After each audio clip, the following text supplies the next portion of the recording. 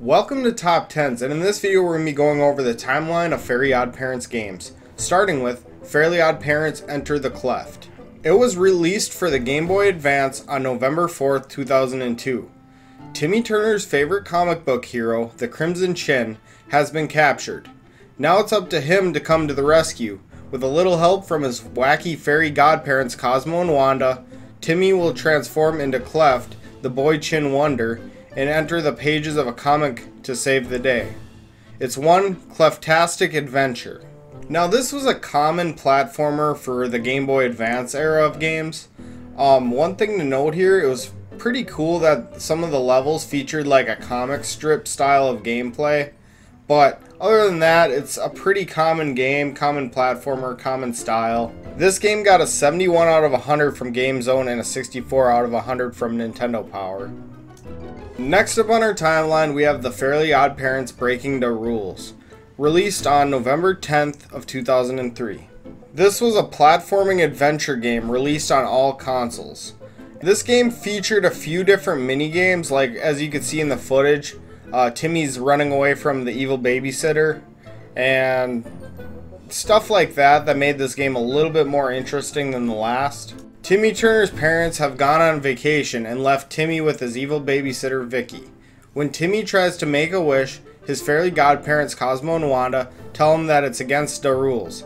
Outraged, Timmy wishes he didn't have to follow the rules, leading Cosmo to destroy the book. When Vicky arrives, she gains possession of the rules. She wishes that Timmy was still sleeping, and since she has possession of the fairy item, her wish is granted. Timmy, Cosmo, and Wanda go to Fairy Court, where they're accused of destroying the rules, and Jordan gives the three of them 49.5 hours to find the book's missing pages. Timmy must navigate through 10 levels and find the pages before Vicky's wishing goes too far. By the end of the game, everything is back to normal, and the rules has all the pages back. Breaking the Rules received mixed to positive reviews. IGN gave this game 5 out of 10. The Game Rankings score was the highest for the PlayStation 2 version at a 73%. Others were slightly negative, as far down as 40% on the PC.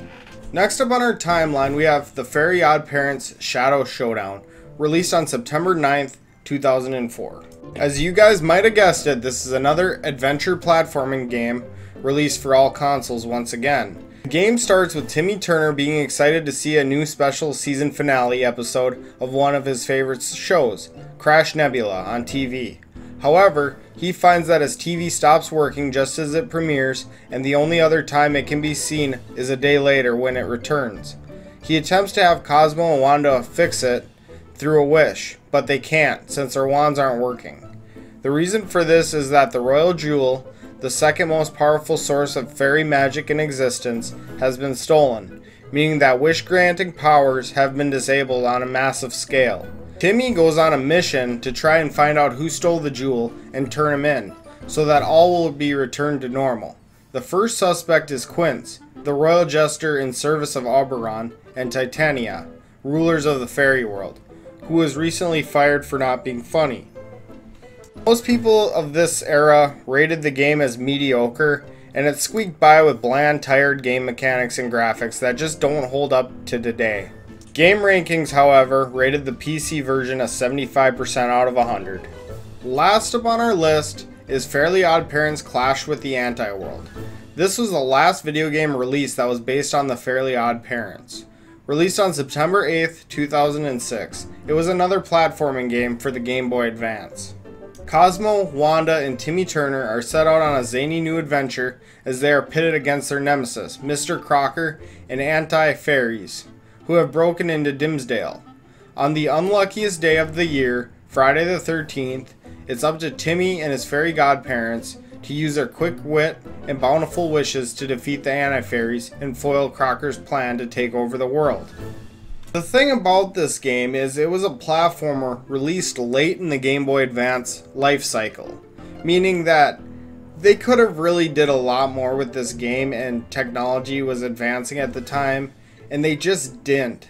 IGN rated this game a score of 35 out of 100, and GameZone rated it a 60 out of 100, saying there's hardly anything original about the game, and the plot is tired and uninspiring.